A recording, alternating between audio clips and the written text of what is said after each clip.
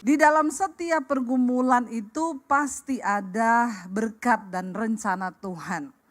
Saya tuh menyelidiki dalam Alkitab Bapak Ibu, kenapa ya ada orang-orang yang namanya itu tertulis.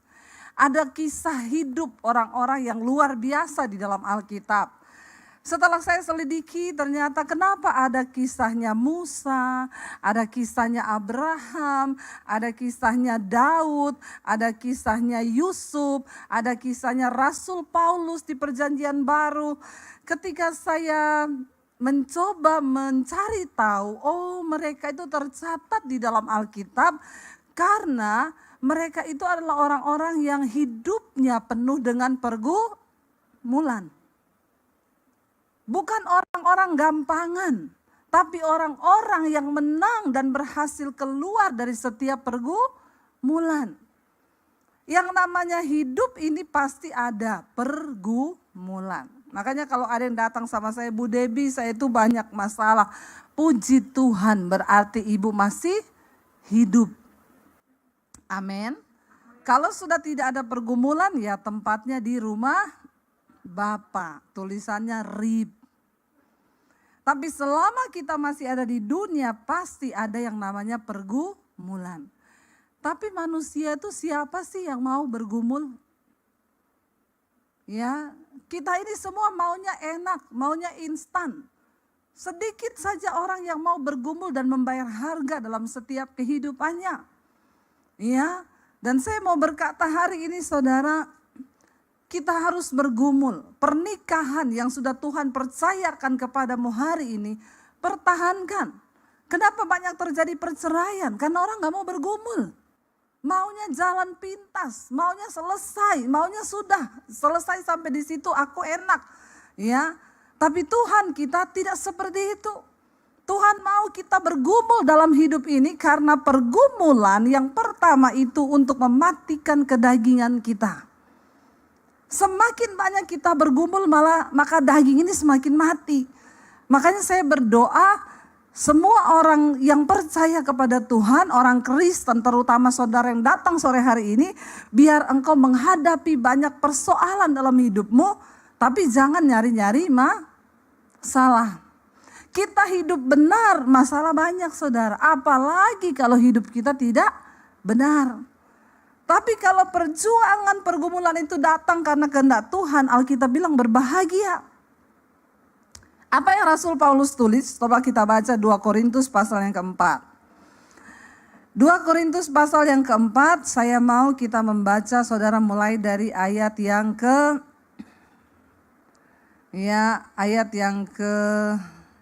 10 saja. Jangan ayat yang ke-10 deh, ayat yang ke-7. Karena ini memang disuruh sampai dari ayat yang ke-7 ya. Iya, 2 Korintus 4 ayat yang ke-7 mulai firman Tuhan berkata baca bersama. Tetapi harta ini kami punyai dalam bejana tanah liat. Supaya apa? Supaya nyata bahwa kekuatan yang berlimpah-limpah itu berasal dari Allah, bukan dari diri kami. Rasul Paulus berkata, harta yang mereka punya saudara itu kekuatan, harta itu bicara tentang sesuatu yang harganya mahal tidak ternilai. Tapi Rasul Paulus bilang harta yang mereka punya itu ada di dalam bejana tanah. Sehebat apapun harta itu kalau dia tersimpan dalam bejana tanah, bejana itu tidak kuat. Jadi dia bilang harta ini kami punyai dalam bejana tanah liat yang mudah hancur, mudah retak, mudah ambruk, ya itu tetapi supaya nyata bahwa kekuatan yang melimpah-limpah itu bukan berasal dari diri kami tetapi berasal dari Tuhan. Ya, kita ini semua makhluk yang lemah. Mengapa kita harus dekat dengan Tuhan? Supaya kita beroleh kekuatan ketika kita menghadapi pergumulan. Ayat yang berikutnya dikatakan ayat 8. Dalam segala hal baca bersama ayat yang ke-8 saudara. Ya, baca 1, 2, 3.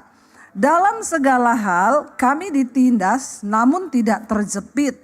Kami habis akal namun tidak putus asa. Kami dianiaya namun tidak ditinggalkan sendirian. Kami dihempaskan, ayat yang 9. Ya, kami dianiaya namun tidak ditinggalkan sendirian. Kami dihempaskan namun tidak binasa. Rasul Paulus menyatakan semua penderitaan yang mereka alami karena pelayanan di dalam Kristus. Dia bilang, kami ini ditindas namun tidak terjepit. Di sini ada di antara kita yang pernah mengalami ditindas.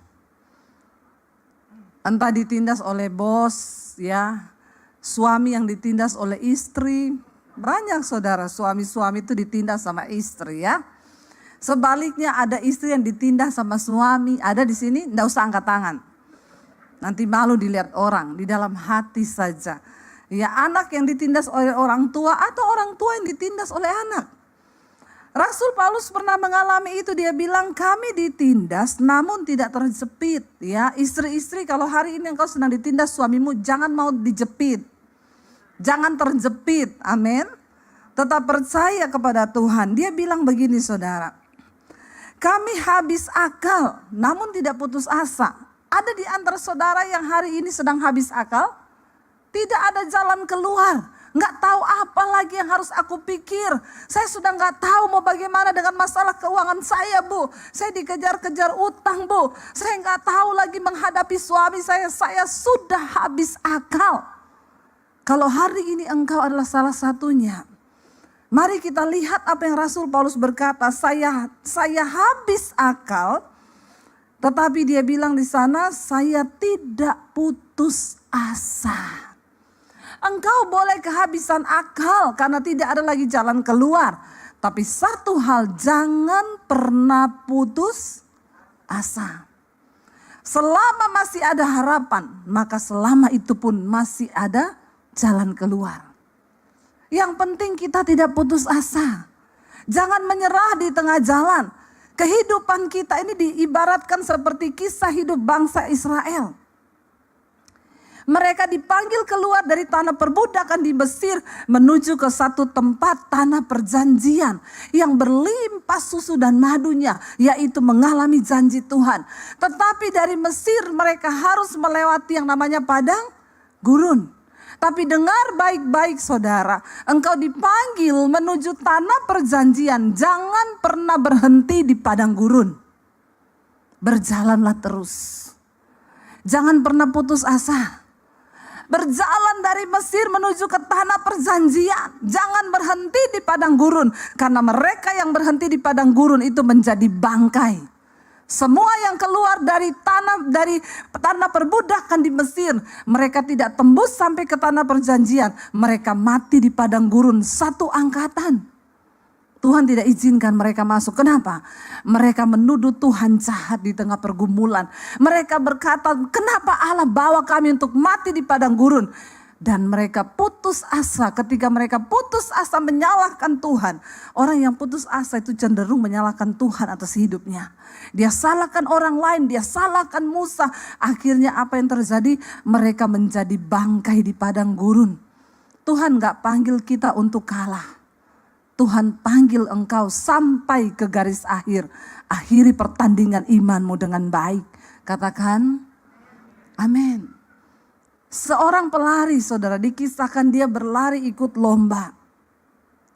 Di tengah pertandingan kakinya cedera.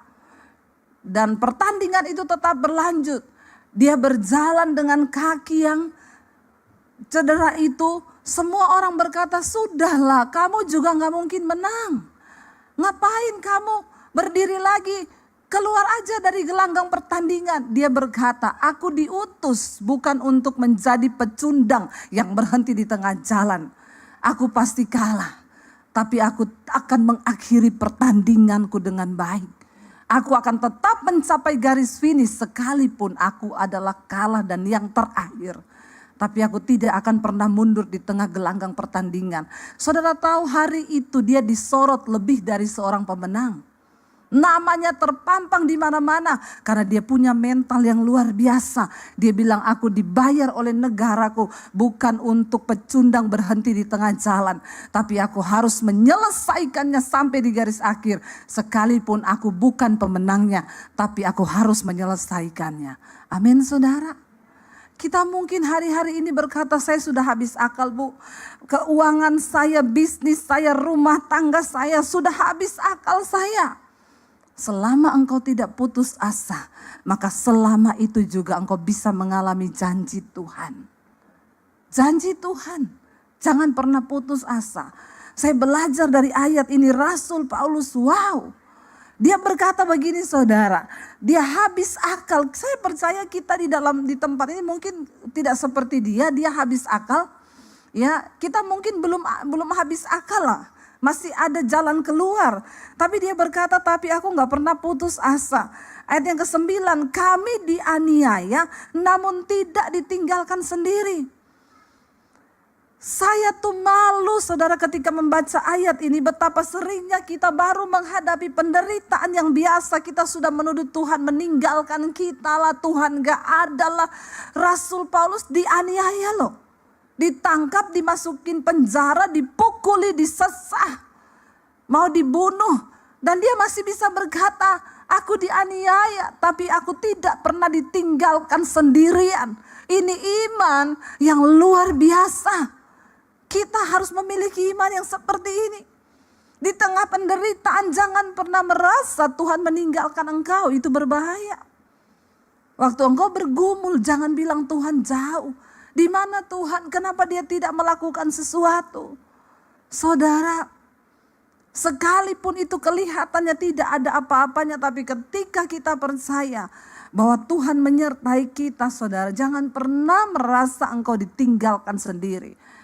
Ketika orang merasa ditinggalkan sendiri, itu adalah satu perasaan yang paling mematikan. Saya ingat ketika kami kecelakaan naik mobil, kami mau pelayanan ke Anyer. Kemarin tuh ada orang yang angkatin kesaksian saya ini di TikTok, foto-foto saya kecelakaan. Dan dia angkat saudara, viral. Dia bilang Debbie Basjir kecelakaan. Padahal itu peristiwa berapa tahun lalu ya? 2016 saudara. Saya diteleponin semua orang, ibu kecelakaan di mana? Ini orang-orang juga yang tidak mengikuti mungkin ya perjalanan saya, dia baru tahu. Semua telepon saya, Bu, ibu kecelakaan ya. Kenapa bisa heboh begini? Nggak ada yang angkat di TikTok viral, Bu Debbie kecelakaan, mobilnya hancur. Saya bilang itu kisah 2016. Kami saudara mau pelayanan di Anyer, dan ketika mau exit tol di Anyer itu ya, kita mau exit tolnya itu apa ya? Dia tuh jalan exitnya itu menurun sambil berbelok gitu. Lalu mobil kami lagi berhenti mau bayar tol, tiba-tiba dihajar oleh bus laju prima. Mobil kami terlempar ke sebelah kanan, itu bus lajunya benar-benar prima. Karena tidak ada rem saudara, rem blong, padahal itu posisinya menurun saudara. Mobil saya terlempar ke sebelah saudara, dan puji Tuhan kami terlempar. Kalau kita nggak kelempar, kita kena mobil di depan. Karena suami saya lihat dari spion itu mobil kencang, dia tancap gas, dia banting ke kanan setirnya. Jadi mobil kami remuk cuma bagian belakang sampai hampir ke tengah. Dan kami terlempar ke sebelah tol sebelah. Mobil terbalik saudara. Anak saya waktu itu duduk melintang di belakang. Saya juga bingung bagaimana caranya, dia sudah di pangkuan saya waktu peristiwa itu. Airbagnya semua keluar berasap, gak ada yang berani tolong kami. Mereka bilang mobilnya berasap, mau meledak, jadi semua lari. Ya, dan saya di situ, waduh, kami nomor satu kalau kita mengalami yang begitu saudara. Nomor satu yang saya tanya itu, Tuhan saya ini dosa apa? Iya Pak, iya. Sebagai manusia normal, kita ngalami sesuatu kesialan, pasti kita tanyakan, Tuhan aku nih dosa apa Tuhan? Saya juga bertanya seperti itu. Kalau misalnya saya lagi selingkuh, atau saya lagi nipu orang, bawa lari uang orang, terus tiba-tiba mengalami gitu, kayaknya enak ya. Begitu mengalami itu saya langsung tahu, waduh Tuhan nih marah nih, saya selingkuh nih. Atau aduh Tuhan ini marah nih, saya bawa lari uang orang. Masalahnya saat itu saya lagi merasa dekat sama Tuhan. Semalam sebelum kami pelayanan pun suami saya menyembah Tuhan, nangis-nangis. Saya merasa saya tidak menemukan dosa yang membuat Tuhan tuh marah besar sehingga kami dihukum. Kenapa saudara? Karena begitu banyak orang yang masuk WA-nya bilang begini, ibu introspeksi diri. Memang perkataan netizen itu setajam silet. Lu gak usah ngomong gitu, saya juga sudah introspeksi, bener gak? Dan itu perkataan yang sangat menikam, masuk sampai ke memisahkan jiwa dan roh. Tajam banget saudara. Saya merasa saat itu Tuhan meninggalkan kami. Saya marah sama Tuhan. Tuhan, di mana Engkau? Kenapa Engkau mempermalukan saya seperti ini? Kami ini hamba Tuhan. Rasanya kok tidak ada pertolongan. Seminggu sebelumnya rumah saya kemasukan maling. Semua handphone dicuri, laptop dicuri. Ya, itu seminggu sebelumnya. Minggu depannya kami tabrakan itu. Waktu rumah saya kemasukan maling, saya itu juga bertanya sama Tuhan, Tuhan, rumah orang-orang yang gak takut Tuhan, orang-orang yang lebih berdosa dari saya di sini banyak loh. Kenapa malingnya masuk ke rumah saya? Kan itu pandangan kita orang Kristen kan? Kita berpikir bahwa kalau kita sudah dekat Tuhan maka tidak ada masalah, tidak ada pergumulan akan menimpa kita. Itu yang ada di pikiran kita kan. Saya bertanya seperti itu, kenapa? Karena kayaknya kan lebih enak kalau kesaksian begini. Saudara tahu nggak saya semalam mengalami apa? Saya bangun pagi, ada maling tergantung di pagar saya. Wah itu pasti jemaat tepuk tangan kan? Wih dahsyat Tuhannya, malingnya tergantung di pagar besi. Kita tepuk tangan semua, tapi kan gak enak banget saudara, rumah saya kemalingan. Handphone dicuri, ini dicuri total hampir 100 juta. Kan gak enak banget gitu loh, masa rumah pendeta dimasukin maling? Emang tuh pendeta gak berdoa ya? Kan jemaat pasti gitu kan, tuh pasti tidur gak berdoa itu. Makanya maling masuk ke rumahnya. Ya. Kayak begitu kan saudara, minggu depannya kecelakaan. Belum terjawab ini satu. Dan anehnya saudara, saya sebelum 2 minggu berturut-turut kejadian gitu, Tuhan tuh suruh saya baca kitab Ayub. Setelah kemalingan Tuhan ngomong lagi baca kitab Ayub. Terus saya gini, alay lebay cuma kemalingan baca kitab Ayub. Ayub itu mengalami nyawanya udah hampir melayang. Ngapain saya baca kitab Ayub? Enggak lah.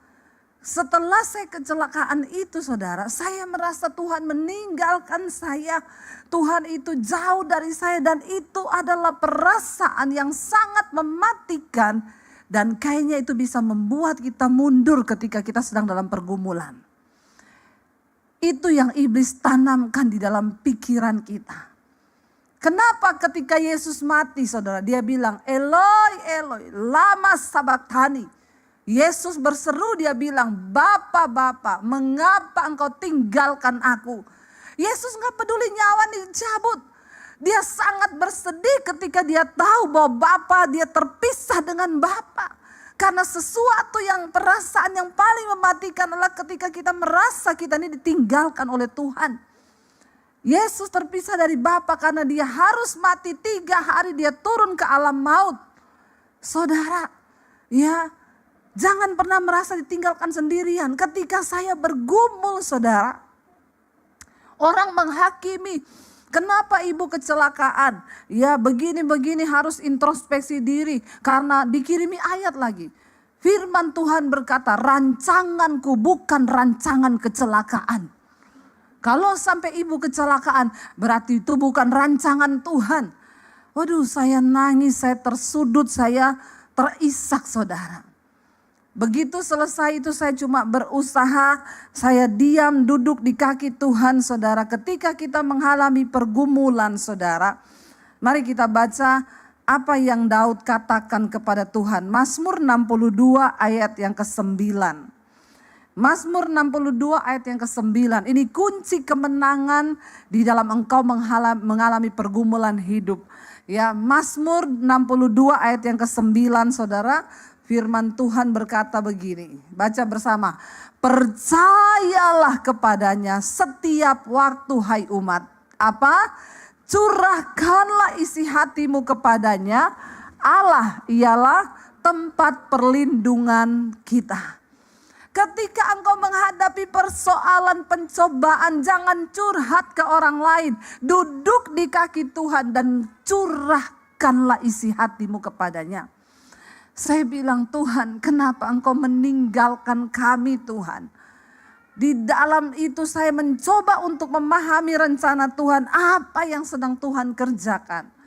Tapi setelah itu lewat, saudara, kami juga dari asuransi tidak diganti apa-apa. Ya, saya juga nggak ngerti masalah hukumnya bagaimana, tapi ya sudahlah. Ya, saya cuma percaya aja. Nggak berapa lama Tuhan ganti mobil kita yang baru. Orang-orang yang mencemooh saya WA begini, Bu, ternyata ya rencana Tuhan ibu tabrakan karena mau diganti mobil ya, Bu. Memang orang Kristen tuh mulutnya. Terus saya bilang, ibu mau gak ganti mobil Mercy terbaru? Saya doakan ibu masuk di bawah kontainer. Mulutmu itu loh. Ya, waktu lihat kita celaka dia bilang introspeksi diri. Karena rancangan Tuhan bukan rancangan kecelakaan. Lihat saya naik mobil baru. Ternyata rencana Tuhan ya, Bu. Ibu kecelakaan karena mau diganti mobil pret. Ya saudara, cobalah mengerti rencana Tuhan atas hidup kita. Ketika engkau ada dalam pergumulan, curahkan isi hatimu kepada Tuhan. Tidak usah dengar kanan kiri, jangan sampai engkau putus asa, kata Rasul Paulus. Aku ditindas ya, tetapi aku tidak putus asa. Kami dianiaya, tidak ditinggalkan sendiri. Kami dihempaskan, namun tidak binasa, kata Rasul Paulus. Kita ini perlu malu, saudara. Rasul Paulus tuh disiksa, tapi dia bilang Tuhan tidak tinggalkan loh. Kita ini cuma masalah-masalah dihina, difitnah, masalah utang. Udah ngomong Tuhan meninggalkan. Kita ini belum menderita karena nama Yesus loh. Orang Kristen penderitaannya itu paling banyak karena kebodohannya sendiri sih. Belum ada yang penderitaan karena kenapa kamu menderita? Saya karena nama Yesus nih saya mau dibunuh, saya dianiaya. Saya jarang tuh hadapi gitu. Paling yang datang, Bu saya ini menderita banget. Kenapa? Terjebak hutang online. Itu kan masalah-masalah yang dibuat sendiri kan karena kedagingan, gak mampu mengendalikan. Lalu saudara Rasul Paulus berkata begini, ayat 10. Kami senantiasa membawa kematian Yesus dalam tubuh kami, supaya kehidupan Yesus juga menjadi nyata dalam tubuh kami. Kita gak akan pernah bisa melihat kemuliaan Tuhan kalau kita tidak mati dulu bersama-sama dengan Yesus. Pergumulan itu adalah proses kematian daging kita. Membawa kematian Kristus dalam tubuh kami. Lalu dikatakan di sana saudara, ayat yang ke-11. Sebab kami yang masih hidup terus menerus diserahkan kepada maut. Karena Yesus, supaya juga hidup Yesus menjadi nyata dalam tubuh kami yang fana ini. Saudara dikatakan sebab kami yang masih hidup ini. Saya mau tanya, saudara masih hidup? Masih hidup kan? Kalau kita masih hidup berarti kita siap dikatakan kita terus menerus diserahkan kepada maut karena Yesus. Itu artinya apa saudara? Selama kita masih hidup, ya bayar harga. Kalau engkau difitnah, enggak usah marah. Lepaskan pengampunan, amin. Kalau engkau dianiaya, terima itu. Tidak usah engkau balas. Pergumulan mematikan daging itu perlu bagi kita ini supaya kita berkenan. Karena bukan orang sembarangan yang masuk surga saudara. Orang-orang yang teruji, yang dimurnikan oleh Tuhan. Saya pengen kita lompat saudara, ayat yang ke-16. Kalau kita lihat judul perikopnya di sana berkata, jangan tawar hati juga waktu menghadapi maut. Ayat yang ke-16 baca bersama. 1, 2, 3. Sebab itu kami tidak tawar hati. Tetapi meskipun manusia lahiriah kami semakin merosot. Namun manusia batiniah kami dibaharui dari sehari ke sehari. Bagaimana supaya kita bisa mengalami berkat dalam setiap pergumulan? Jangan tawar hati. Katakan. Tawar hati itu sudah gak ada rasa apa-apa. Saya sudah tawar, gak ada rasa lagi sama Tuhan. Jangan tawar hati ya. Engkau mau sedih, boleh sedih, duduk di kaki Tuhan. Engkau mau kecewa pun boleh, engkau manusia, tapi sebentar saja lalu duduk di kaki Tuhan. Orang yang sudah tawar hati itu susah, saudara. Hidupnya juga sudah ya udahlah tawar-tawar aja sama Tuhan, gak Tuhan-Tuhanan. Dia berkata begini, kami tidak tawar hati meskipun manusia lahiriah kami ini semakin merosot. Namun manusia batinia kami dibaharui dari sehari ke sehari. Saudara, yang namanya tubuh lahiriah kita ini pasti merosot. Ya, mau saudara itu tarik tiap hari 1 kali, 2 kali, 3 kali. Mau saudara suntik kanan kiri, mau diapain juga ini manusia lahiriah pasti merosot. Jadi engkau jangan terlalu fokus dengan kecantikan lahiriahmu, tapi engkau abaikan manusia batiniahmu. Banyak orang itu gak suntik, gak apa. Dia sudah tua, saudara ketemu orang bilang, ih ibu kok cantik banget ya, umur berapa bu? 76, natural aja. Kenapa? Karena manusia batiniahnya dibaharui. Dia buang kepahitan, dia buang dendam, dia buang sakit hati, dia buang dosa-dosa, dia hidup dalam kekudusan. Manusia batiniahnya dibaharui. Jadi orang ketemu dia, ih awet muda ya, kayak saya ini loh. Masalah buat lo. Kok kayaknya keberatan ya. Kita lihat enggak usah jauh-jauh, Pak Konda tuh loh saudara, awet muda enggak? Awet muda enggak? Ada orangnya loh. Pak Konda awet muda loh saudara. Waktu manusia batiniah kita dibaharui. Ya. Memang manusia lahiriah kita ini merosot, akan semakin tua. Ya keriput itu pasti. Makanya engkau jangan terlalu fokus hanya kepada manusia lahiriahmu. Engkau dandani dengan semua hal. Engkau ya banyak orang itu saya lihat saudara. Mereka nge-gym setiap hari. Mereka check up setiap bulan. Mereka minum semua vitamin. Olahraga itu baik. Tapi jangan engkau berpikir nyawamu, hidupmu ditentukan dari usahamu olahraga itu. Itu engkau sudah menaruh sesuatu lain kepada Tuhan. Engkau menjaga kesehatan itu baik. Tetapi jangan engkau berpikir setelah engkau menjaga kesehatan terus engkau umur panjang. Engkau nge-gym saya pasti umur panjang. Hello, hidup mati di tangan Tuhan. Makanya engkau harus fokus membangun manusia batiniahmu. Karena ini nanti akan menghadap Tuhan. Kalau manusia batiniahmu bobrok, engkau cuma pikir manusia lahiriahmu, di hadapan Tuhan nanti saudara, namamu itu tidak akan tercatat dalam kitab kehidupan. Saudara, saya pernah lihat, saya pernah cerita sama saudara, ada anak muda umur 38 tahun. Nge-gym saudara, tiap hari. Makan ditimbang, kalorinya berapa, ya karbohidratnya berapa, lemaknya berapa. Kalau saya sudah makan ini, nanti siang saya cuma makan pisang 1. Kalau mau tidur malam dia timbang saudara, kelebihan 2 ons, aduh diturunin dulu, olahraga dulu, baru tidur. Saudara, ya. Pergi ke China untuk prospek bisnis. Pulang jenazah di peti. Ditabrak di China. Tiap hari nimbang makanannya. Tiap hari nge-gym. Jangan engkau geser imanmu. Kenapa kita harus hidup takut akan Tuhan? Bergantung kepada Tuhan. Karena hidup mati kita tuh di tangan Tuhan. Amin. Dandani manusia batiniahmu. Bangun manusia batiniah kita dari hari ke sehari dibaharui. Ayat 17 berkata, baca bersama, ini yang harus kita imani supaya hidup kita menang dalam pergumulan. 1, 2, 3. Sebab penderitaan ringan yang sekarang ini mengerjakan bagi kami kemuliaan kekal yang melebihi segala-galanya. Itu jauh lebih besar daripada penderitaan kami. Ingat baik-baik, pergumulan yang engkau hadapi hari ini tidak akan pernah melebihi kemuliaan yang akan engkau terima. Semakin besar penderitaanmu, semakin besar kemuliaanmu.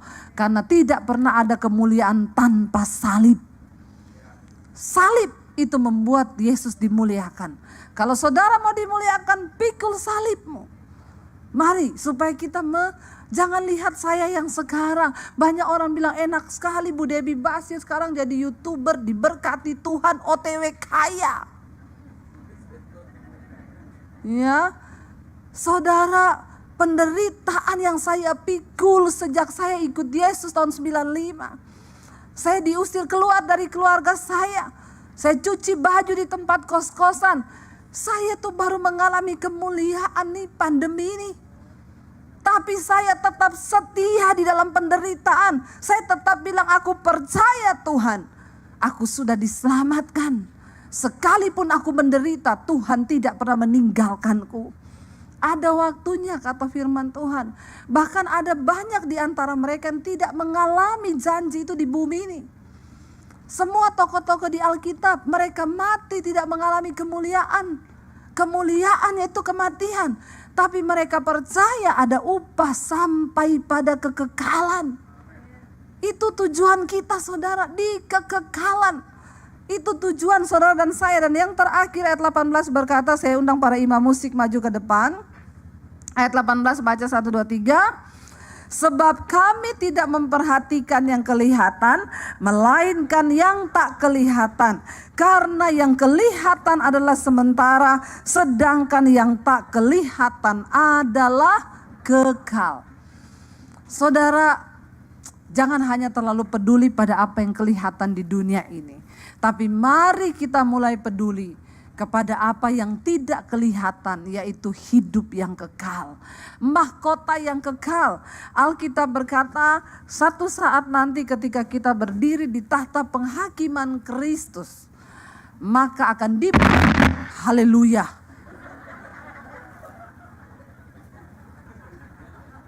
Haleluya, puji Tuhan 12 kali. Lagi saya ngomong penghakiman Kristus lagi. Saya pikir benar-benar ya, halilintar menyambar dari sorga saudara ya. Biar intermezzo, biar pada gak ngantuk. Saudara, satu saat kita semua nanti akan berdiri di hadapan tahta pengadilan Kristus. Lalu di situ akan dibuka yang namanya buku kehidupan. Kalau nama kita ada di sana, maka kita akan menerima mahkota kehidupan.